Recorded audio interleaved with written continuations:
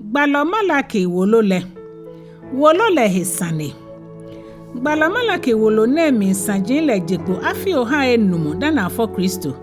No mi le asa ama Yerusalem solimochunle. Sane komeni kan gbalo le tui no ji ake. Eche osofo ele kemambi le hun fen ato ese ake. Amekpale ni ame ya nokwa ye kpamo ni kan ame kena anyumoten le gbefan. Eke enyumo webi le ja anyumo boni ja amegbena ni ya nokwa ye lipe ameshin le mi ye man le mi hu. Osofo ele kemambi le fen mi shishu na anyumo. Eja ake afole le mi no ni je nyumo gbefan no ni sa ake akeba ha nyumo le. Amekeba ha le. Asan mambi le ba ameje ye mlai ni nyumo ewu amela na. Gbalo le ke ake nuncho le ba abake kone ba kojo ewe bile. Asan eba achu ame hefe ame kronkron. Shimon eba we chunlo kugbe kecho ehie keba koni chunlo ne abasa ashi etule. Asan kone eba ka imambile kpamo ni kashi ya ame kenyumoten le. Wolu eminjira mwene. Esha ni Israel fele. No ye Klɛŋklɛŋ Yitso Klɛŋklɛŋ kuku.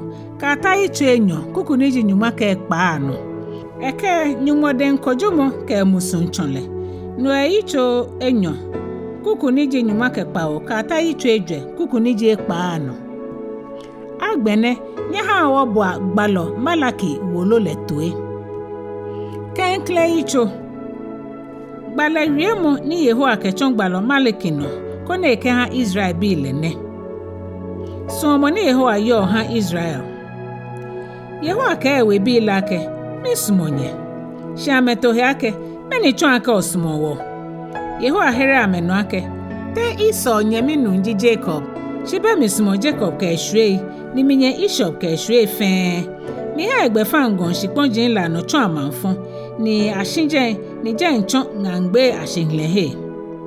Keji Iso shrei, niji Edom bi leke ake, akpata wohie mo, shiwo ba akun woseke ya, ni we asa wotwa wotwin ni efe ekwe ile. No la Yehowa ba to hiake. Ame banya ame asa twin la me mamone. Shimi hu makumo twin la mashweshi kaya shime acha ame ake. Mangbonyo ni Yehowa mni efu ame kemi ya na anone. Nye ba anono ni baba ke nye dienche nye hingme. Ni nye ba ake Yehowa da keteke Israel ke husu ifen. Yehowa kan osofo ela hie. Yehowa ta acheminke osofo ela ke bi wo eche ni chulo wo enuncho. Kola keji cheji mile na egbe mi wo le yo. Ni keji nuncho hu jimile. Na egbegbe ye ni nye shi omi yo. Nye gbe omi gbe le higuo. Shi nye ko ake meni wo fi okegbe o gbe le higuo le. Nye ka abolo ni abule bashan afole ye mi fole shan la tele no. Agbene hu nye ko ake meni wo fi okechon ake wo hie esobo. No ni mi ka oji ake nye ni fe mo chon ake nye bo mi fole shan la tele. Kaji nye ke kolo eshulafu e bashan fole le aso eje no fon lo. Ni kaji nye ke kolo akpakeche lo hilache bashan fole le no hu eje no fon lo. Kaji omona ka nkolo ke ake amra lo le ani eno hetrijno alo ekwo hie. No ewe lo sofwe agbene nye pa na anyumo fai koni edrowo. Ani nekeni ke ni je nye de ne ba ha ekwenye temoko hie. Yehowa ta cheke ake. Mina ni kule nye temoko ngamo Solomon wele shinale koni nye ka asharela yakatwa yemi fole shan la tele no don. Mina nye hemishe ni mimonye ni ke ni nye ke ba ha mi le humi. Keje hu shite mi a oke ashi eshinyo mi le. Me mi nkanfo mi ejenje maji ami. Ni a shasha chofa ke ma ahami. Ni ake ni bi ni a echeche mi shasha afole mi hami. Eje ake mi gbe ehehe. Yeje maji la no. Shinyele, nye bule omi fole shan la tele. Keji nye ke ake abule Yehowa fole shan la tele mumu. Ni nohe wo ni nye ke ni ye ni nye nyangi oba abasha fole ye nole. No ni nye ka oji, me tole po oji ne. Ni nye shuo nye gugo nye uomi. Bani Yehowa ta achale ke one. Moko ni ne ashon akranana. Lo kolo akpakeche. Lo hilache nye ke baha ake nye foli. Aso nye susu ake mamo neke afole minke minshe lo. Alo mo shishulo ni otonu ye etokumi. Shikaji ewushile. ekekolo nipa yo ehemo mbasha afole ha Yehowa le ejake manche kpetenkple jimi Yehowa ta cheleke nije majibanja no bi fe sho migbeye Yitso Enyɔ agbene nyo safwe kitani mi wo nyene kaji nye bo wie mo na etoe nye ka atonye tuami bona fe ni nye kenye jemba awo migbe hi enyanle no le mi ba lomonye mi ba don mo ni bi ni aha nye ni nye ke ko nye hele fe anu kwale mi le mi lomo ni bi na mumu eja ka nye bu mi kitanle na mi ba ka nye hwe ahie ni mi ke nye fole shan ko lo ele awamu le akpa nye hie ni alo nye ke wamu le fe a hwe tumu no ene jino ni nye ka ananye le ake mimi ke kita na echu ke banyengo ni asa koni kpamo ni kami ke osofo eni deliver hwele atenle akakumi Yehowa ta cheke mika me kpamo mile mi woshia ke madra me wala ke to enjole ni mi fe hu boni afe ni amehye mi gbeye ni amehie hu aso mi gbele amecho me ni nija shije ni eja ni ameka mi hishi ye to enjole ke jale mi amefe ni nija ni amekpale me baba o keje no shahi ejake osofo agbena ni chumoji ake amecho me nyumo henile kronle amemengo esake me aya koni ame akase mlale heni ejake ameji Yehowa ta chele bofo ile shinye osofo ile nyagba afa keje gbe ni jale no nyekenye ni chomo eha me baba o etomi mlala no ni nyekumi kenye liva hwe atenkpa molemi Yehowa ke no ewole be aboni nye ye mi mlala no shimo nye kwa me ahia ye ni fe mo mile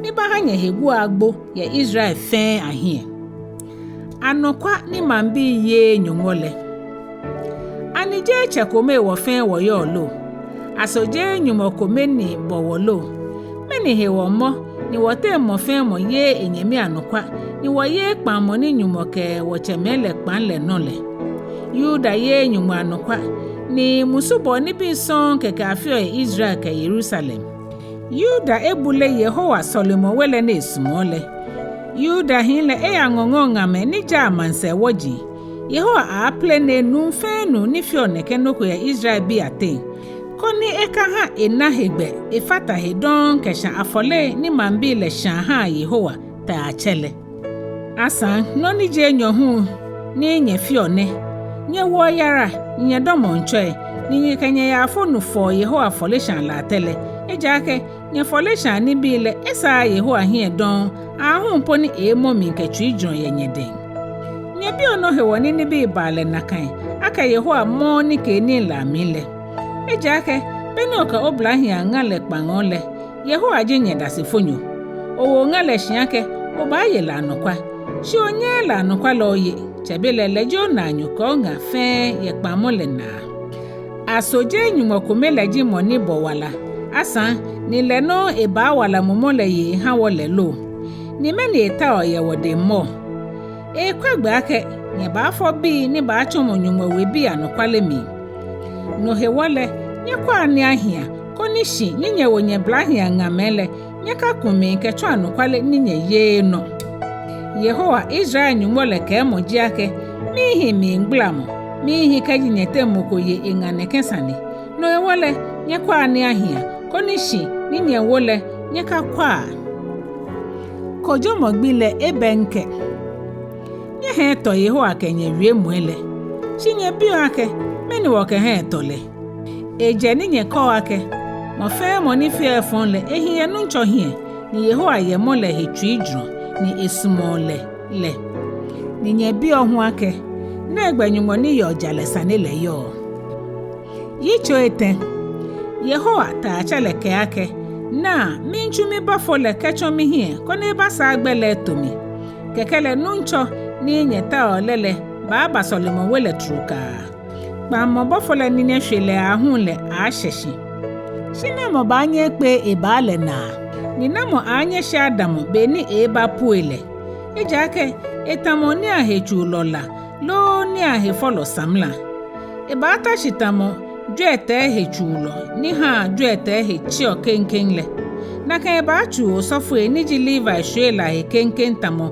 achu shika ke Ejwɛ Etɛ hele kekele ame anya ame ka afolisha ni ke ni kpabehe aba ha Yehowa no dani Yuda bi ke Jerusalem bi ani ke ni ame ka ba ha Yehowa ba sa ehie tamo isa ehie blema ye chuchu afila amile Yehowa ta chele ke ake mi bachi ma benke nye koni makojo gbeme abi mi kesane ba shi me ni she mi gbeye lo ya no nkunya ye lo ke gblan fite lo ke me ni kamo amalekitale na ka no ma yo da se ma shi me ni shishu apa Ahwoi Enyɔ mo mi ke me ni ton yo okunafo ka usa ke gbasande hi ebu oshile Yehowa jimi mi chake ninu ewo ni nye Jacob shwe nye plene ko ke ba shi benene nye gba afa ya mi kplela agbefa tamo nye chamele hu fe ka de blimale ni nye ye ameno nye kpale ake ba mi ngo ni mi huma kpale ke ba nye ngo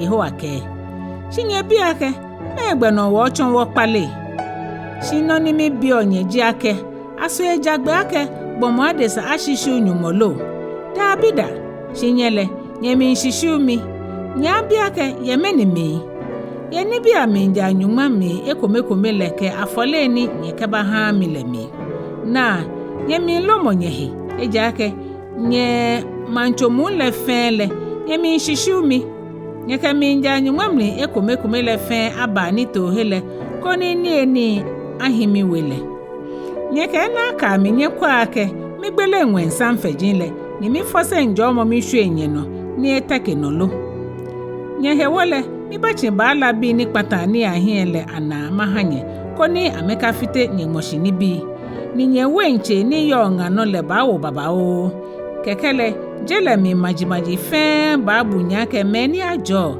ejake nye ba choma ni mi eshehi Yehowa ta cheleke nyumwa musumba chonle Yehowa ka ake nye yue mo ni na wa emihe shinye bi ake meni mi nwoyu owoshi ogboye nye ka ake se na moko be aka asomo nyumo keji wo ye egbe no alo wo nye mobo ye nyumo hie krapo tamo meni agboye amenole mesa na moyo mi agbene bonu wo na jembo njake meni wo amehele ameji meni yo mi she ni je shwe mo keke meni fio ni fonji ani nhwerio shimo ameka meni fonji ani le ka nyumo ameko ni ameji otu egbla mi nsoke keke ni mambi late meni sho Yehowa gbeye le ka mehewie Yehowa bo ametwe nenu no na metao me fe ni sho Yehowa gbeye ni asan amejwango egbe hie nyam wo hele angmula megbe awowolomi koni akeka ya me